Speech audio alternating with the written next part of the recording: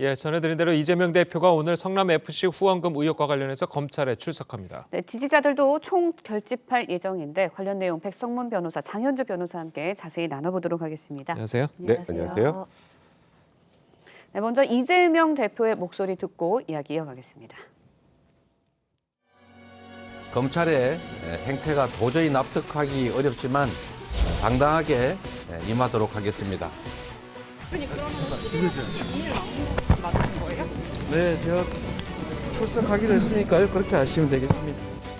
대표님 본인의 방탄국회 프레임에 갇혀서 그런 건데 이 부분에 대해서 대표님께서 어떻게 해소하실 방법을 생각하신 것이 있는지.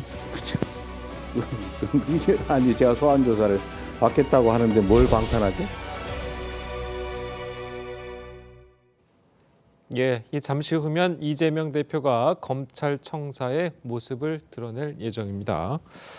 자, 지금 청사에 들어가게 되면 네. 가장 먼저 이재명 대표가 하는 일은 어떤 게 있습니까? 그러니까 통상 일반적인 피의자라면 바로 조사실로 가죠. 예. 네, 변호사를 대동하고 그냥 조사실로 가서 조사를 받습니다만 과거에 이제 그 전직 대통령들의 전례를 봤을 때 네. 어쨌건 지금 야당 일단 대표 아니겠습니까? 네.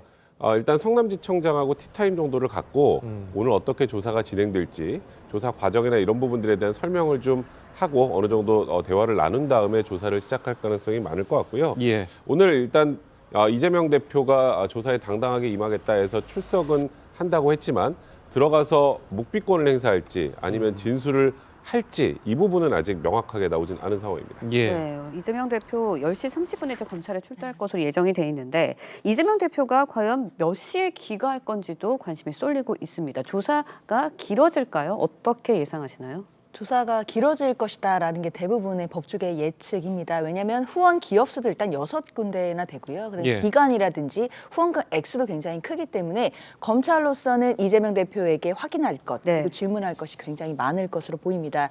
특히나 이재명 대표는 그 혐의를 전면 부인하고 있고요. 특히나 그 후원금이 그 성남FC로 들어간 것과 그 네. 기업들의 민원과는 전혀 관련이 없었다라고 설명을 하고 있기 때문에요. 그 부분과 관련해서는 거의 창과 방패처럼 검찰의 질문과 그리고 이재명 대표의 부인이 있을 예정입니다. 그렇기 때문에 조사 시간은 굉장히 길어질 것 같은데요.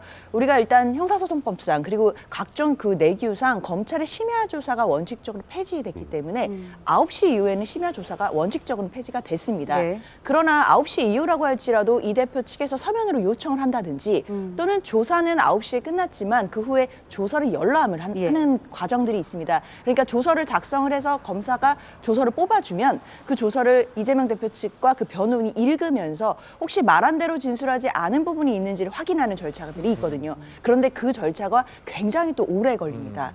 그렇게 따진다면 조사 자체도 길 것이고 조사를 열람해서 혹시라도 수정해야 될 부분이 있으면 서로 간에 수정하는 과정까지 거친다면 굉장히 상당한 시간이 걸릴 것이기 때문에 밤 늦게나 그 조사가 끝날 것으로 예상이 됩니다. 예, 네. 알겠습니다.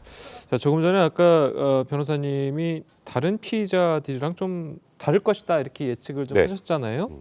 자, 그리고 거기에 더해서 오늘 이재명 대표의 조사에는 부장검사가 이제 네. 직접 한다고 그래요. 그게 어떤 의미를 좀 갖습니까? 통상적으로 부장검사를 피의자가 만나기도 쉽지 않죠. 네. 그러니까 그 의미는 그러니까 이재명 대표 아까 말씀드렸던 것처럼 야당 대표를 조사하는 것이고 예. 그리고 만약에 준비가 제대로 되지 않고 조사 과정에서도 제대로 조사가 이루어지지 않는다면 이건 검찰에게도 엄청나게 큰 타격입니다. 그러니까 이 수사의 가장 베테랑이고 그리고 소위 야당 대표와 조사를 할 때도 기싸움에서도 밀리지 않을 예. 그러니까 수사의 책임자가 하는 게 당연한 거라고 생각이 들고요. 그래서 오늘 지금 말씀하셨던 것처럼 부장검사가 직접 조사에 투입이 될 것이고 다만 이제 제가 말씀드렸던 것처럼 오늘 조사하는 시간은 굉장히 길어질 게 너무 당연합니다. 야당 대표를 또 부르겠습니까? 성남지청에서 한 번에 끝내야 되겠죠. 그렇죠. 예. 그런데 다만 이제 제가 말씀드렸던 것처럼 만약에 이 대표가 묵비권을 행사한다면 조금 빨리 끝날 수 있고요.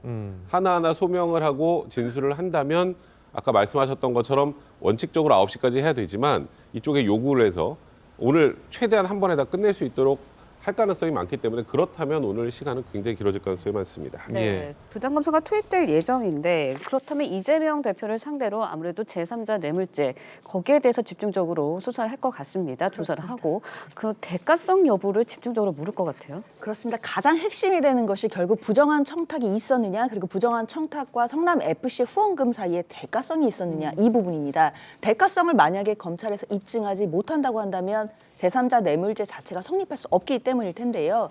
그렇기 때문에 이재명 대표 측에서는 성남 FC가 후원금을 기업들로부터 받은 것은 그럼 별도의 광고 계약에 의한 광고비였다라는 주장을 이어가고 있습니다. 그에 반해서 검찰에서는 기업 6군데가 성남 FC에 후원금을 준 것은 기업들이 관련된 민원들, 뭐 용도 변경이라든가 이런 민원들이 있었고 그 민원들에 대한 대가로 후원금을 주었다라고 해서 검찰과 이재명 대표 측의 입장이 전혀 다른 상태이거든요. 그렇기 때문에 검찰로서는 과연 기업들이 후원금을 낸 것과 그 민원을 들어준 것 사이에 대가성이 있었느냐, 그리고 이 대가성이 있었다라고 한다면 그 부분을 이재명 대표가 알고 있었는지 또는 알고도 묵인해줬는지 이 부분을 집중적으로 추궁할 것으로 예상됩니다. 예. 네.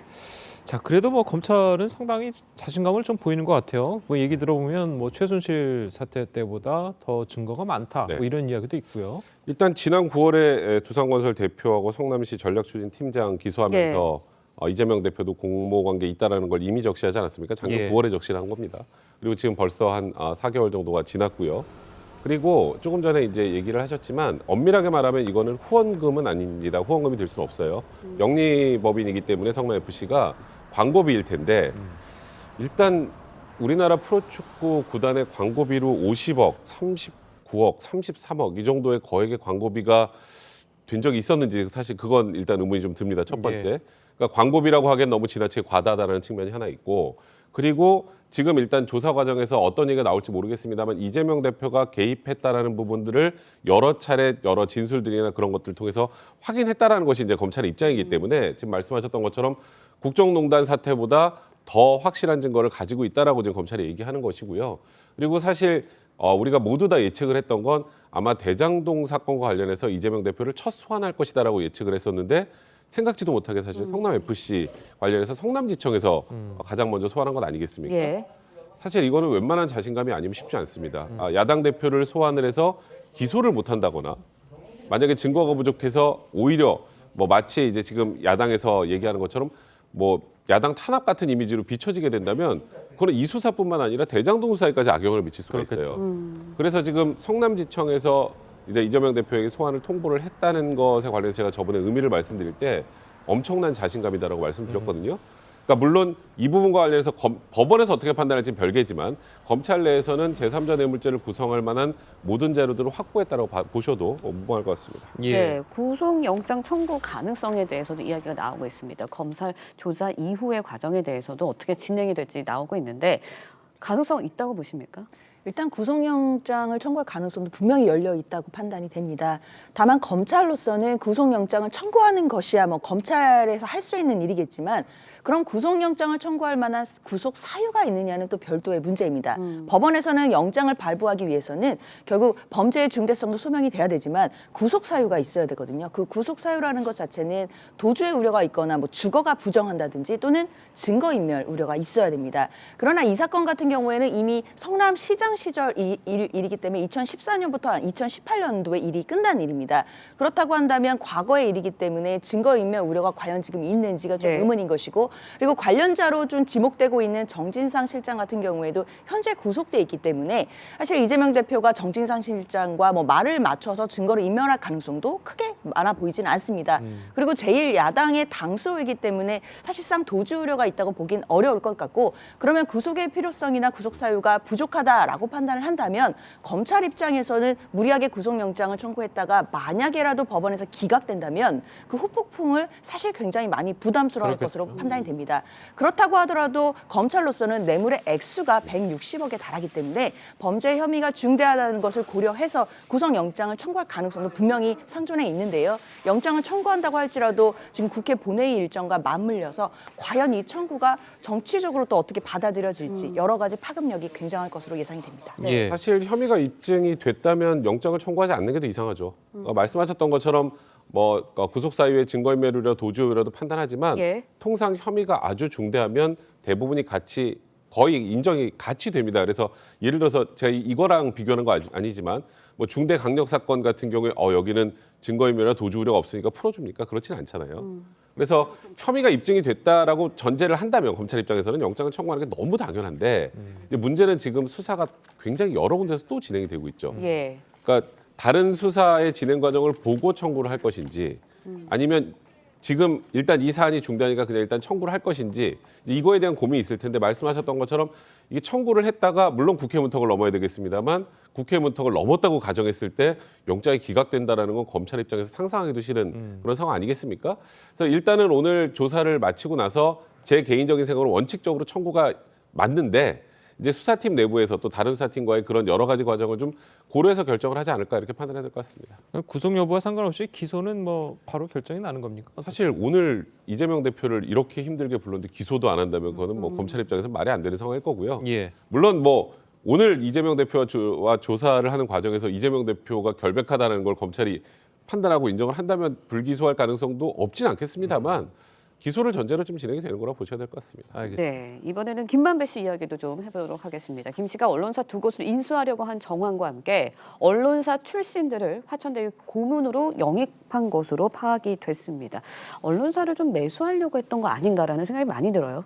사실 김만배 씨가 뭐 언론인들 특히 이제 기자들에게 예. 뭐 금품들을 주었다라든지 또는 언론사를 인수하려고 했다라는 것이 이제 보도로 알려지고 있는데요. 그 시기 자체가 2017년에서 19년 예. 사이이기 때문에 당연히 외부에서 좀 의심의 눈초리가 좀 불거지는 것 같습니다.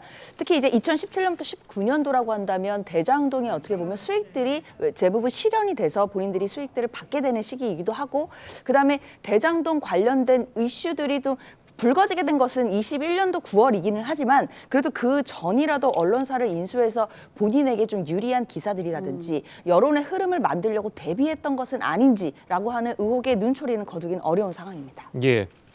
자, 그리고 뭐 남욱 변호사의 진술이긴 하지만 어쨌든 뭐 김만배 씨는 명절 때마다 기자들한테 뭐 상품권을 줬다고 그래요. 상품권을 줬으면 이걸 준 사람 그리고 받은 기자들 좀 어떤 처벌을 받게 됩니까? 일단 뭐 부정한 청탁과 대가 관계가 인정이 된다면 배임수재죄 같은 게 인정될 여지는 있습니다만 네. 그냥 단순히 뭐 관리 차원에서 일부 뭐 상품권들을 돌렸다라고 하면 100만 원 넘으면 이제 김영란법 위반이 문제가 될 여지가 있는 것이고요. 그러니까 지금 김만배 씨가 지금까지 했던 것, 뭐 물론 본인은 많이 부인하고 있습니다만 일단 본인이 사업을 할 때 관련된 지자체, 그다음에 그 이후에 뭐 소위 말하는 50억 클럽 얘기가 나오는 법조계, 그다음에 지금 언론계까지 어느 정도 막아놓으면 본인에 관련된 문제들이 외부로 노출될 가능성이 없다고 판단한 게 아닌가. 근데 그렇다면 기자들과의 관계에서 어느 정도 대가 관계나 아니면 좀 불리한 기사를 내려달라거나 하는 그런 부정한 청탁이 있었을 가능성이 꽤 높습니다.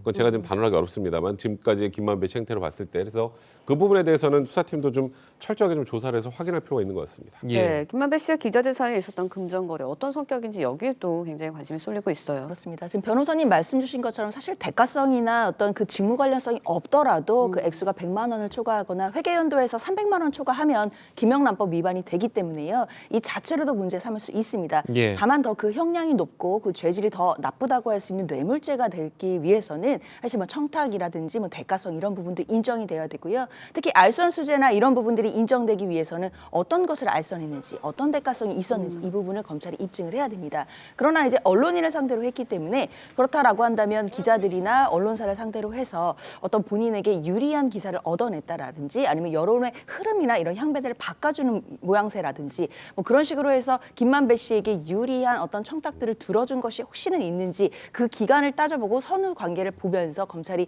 그 부분을 집중 조사해야 될 것으로 살펴봅니다. 예, 알겠습니다.